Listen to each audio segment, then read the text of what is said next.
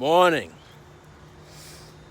and welcome to another edition of Drum Roll, the Doc G Show. And I'm your host, Mr. Aim High, Push Hard. Aim High, Push Hard. Say it again, say it with me. Aim high, push hard. Aim high, push hard. Today, this post is for the person in the bed who doesn't want to get out of the bed, who can't get out of the bed because the burden of depression that he feels is weighing on his shoulders like a ton. He has anhedonia. You don't know what that is? Go look it up. Anhedonia.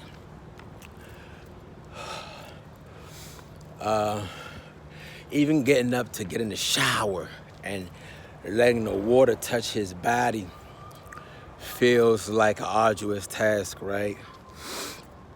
And it could be just life stressors. You know, it could be bills, it could be a girlfriend, it could be lack of a home. No, let's just stick with the primal things. Let's just stick with the primal. Man's innate wants, right? Home, food, well, let's say home, shelter, right? Food, water, and clothing, right? The essentials, the primal basic essentials, right? You have that first. And then you have your other things that you need, you know, to feel like a productive member of society, you know, paying your bills, taking care of your responsibilities, things of that nature. But I'm just talking about the person who is just depressed and just can't get out of that rut. I know what that's like. No, like first-hand experience. I really know what that's like. It's hard, man. It's hard. Those seconds turn to minutes. Those minutes turn to days. Those days turn to months. And you can't get out that bed. Like, you don't even want to get out the house. You wake up, you just want to close the window blinds. You're even happier that it's a foggy day. Because now you ain't got to worry about that sun coming out and everyone else feeling all happy. Oh, it's a nice day out.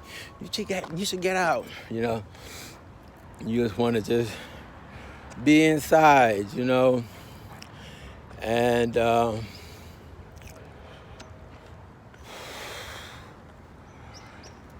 you are free to hide all your pain away from the world. That's your own prerogative. But maybe that one pain that you're hiding from the world is the one pain that you need to share with the world. You know, you don't have to do everything today, you know, and it might seem like it's a long uphill battle for you to get out that bed and just to get everything that you need to get accomplished and stuff like that. I know it's hard, man. All you can do is just take it one day at a time. All you can do is just get up and walk around the block. Even if it's just a 5-minute walk around the block, just get up and walk around the block and then you go back in the house. You know, I know how it is. Trust me, it's Friday, you know, and you just feel down. You're not even looking forward to this weekend. You're not looking forward to another day. You're just not looking forward to life, period. You know, any minute, you ready to blow your brains out. I know how it is. I know, trust me. I know the thoughts. You have good days, you have bad days. I know, trust me. Trust me. What you can do, you know, because for some reason, you know, us in the urban community, we don't have access to psychiatrists. We don't have insurance to go to psychiatrists. And then we don't believe in them neither.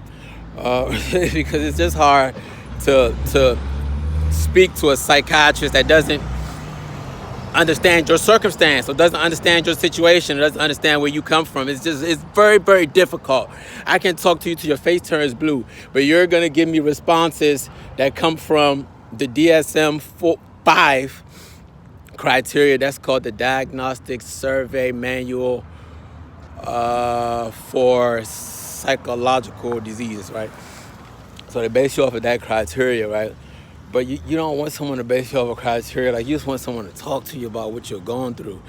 And preferably someone who's went through the same thing that you went through, and just to get you out of that rut, you know. It's easier said than done. Just try to find a hobby too, man. Like, you got to try to find something that you like and do it. Like, something that you like. Not a video game. No. Not a video game. You know, not gambling, you know. Something that you just like to do that's progressive, that can build over time. You have to find that and try to commit yourself to something, you know.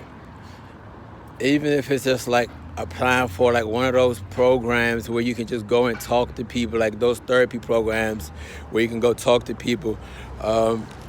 They have programs for if you don't have problems with alcohol or substance abuse. They have programs for family members of patients, of people who have problems with alcohol and drug abuse. And, you know, just listening to them speak, it really helps a lot, you know.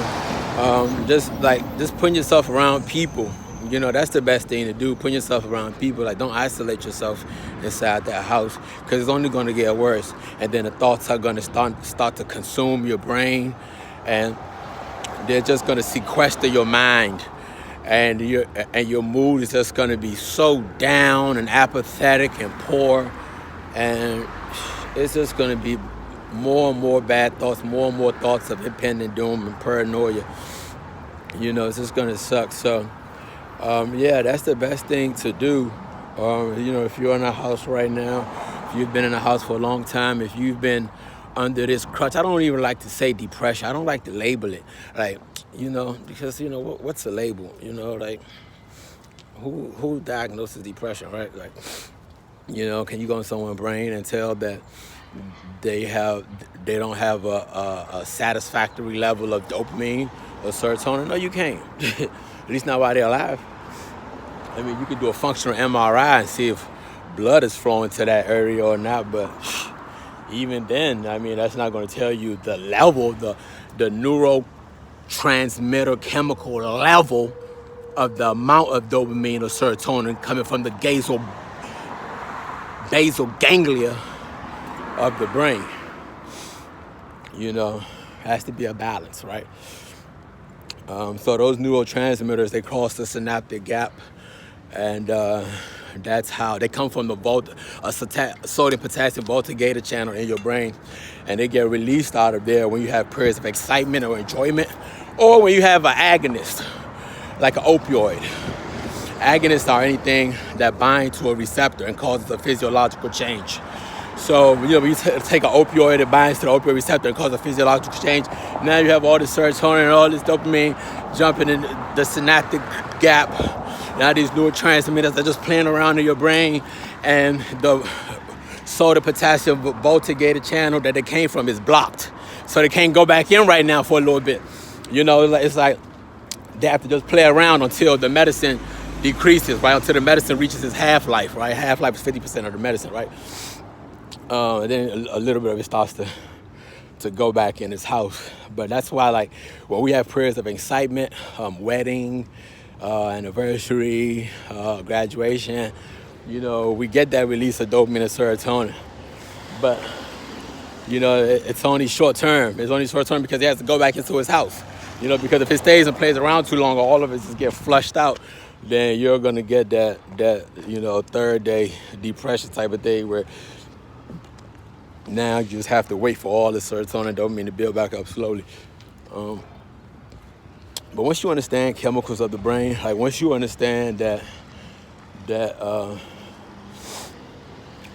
your mood has a lot to do with your emotions and how you feel. And remember, guys, remember what I always say.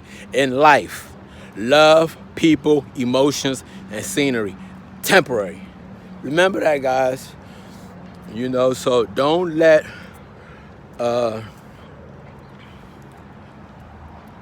temporary problem lead to a permanent solution. You understand? Like a temporary problem leads to a permanent solution. Like something, a life stressor you're going to cause you to kill yourself or something like that. You know, don't do it. Don't do it, my boy. Don't do it, my boy. Take it from me, my boy. Don't do it. There's a lot of life out here left to live. Things change, my boy. Things change overnight, my boy. You see I'm in a Nipsey blue, so I'm giving it to you raw and uncut, my boy. What Nipsey say? The best form of flattery is to inspire, something of that nature. I'm just trying to inspire. If you trying to inquire, I'm here to inspire. What do you aspire to be, my boy? You know, take some of my latte. Hey guys, I've been making latte. I might do a YouTube video and show you guys how to make lattes.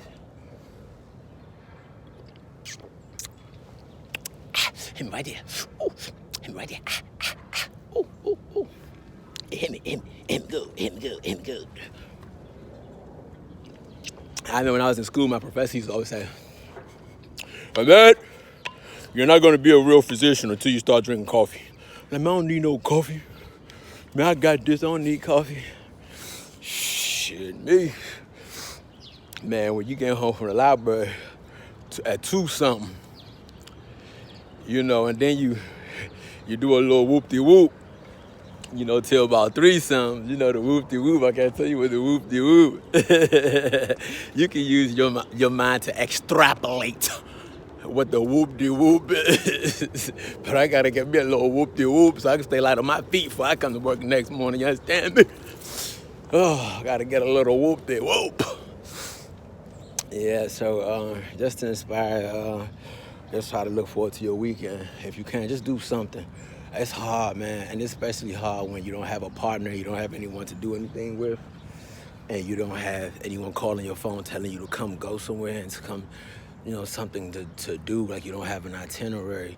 Life is very hard, it's very difficult, but just like go to the convention center, look up convention center, and that stuff is free. Look up your Smithsonian or something, that stuff is free. Go to the Smithsonian, go to the museum, dog. Man, there's a bunch of pretty women up in there. Or go to church on Sunday, you know? You just gotta find, you just gotta, it's hard though. It's hard to get out that bed and leave that house because you just start feeling thoughts of impending doom, like something bad is gonna happen. I just know something bad is gonna happen when I leave out of here. And even the energy of just getting out of bed, you just wanna go lay back in the bed because it's so heavy, the burden is so heavy. It's heavy, you know? And no one can really talk you out of it, guys. You know, being in a slump, I like that's the word I like. Let's call it being in a slump. You're in a slump. You know, you're on life's downtread. You know, you're in a slump. You know, you're on a roller coaster just not moving right now. You know, and you just got to get your roller coaster to move. You know, that's all. That's how life is. It's fun like that though, like a roller coaster, up and down, up and down, up and down. Because when you're at the bottom, the good thing about being at rock bottom is there's nowhere to go but up, guys. There's nowhere to go but up. Yeah, that's the good thing about being at rock bottom. You just have to be the rock at the bottom. You know, you can't go further down. So you might as well get your ass up. Get up, get out and get something. You better get up, get out and get something, man. You know, you better go cowbunga, dude. You better go hang 10, bro. Do something though, man. Read a book or something. Even if you don't read a book, read a magazine. But just do something, stimulate your mind. That's all I gotta say, man. Aim high, push hard is the slogan. Aim high, push hard is the slogan. Aim high, push hard. Set your goals high, set your standards high, respect yourself, respect everything around you. Increase your self-esteem, increase the way you see yourself. And be slow to judge, be quick to help, be quick to love. Aim high, push hard, gone.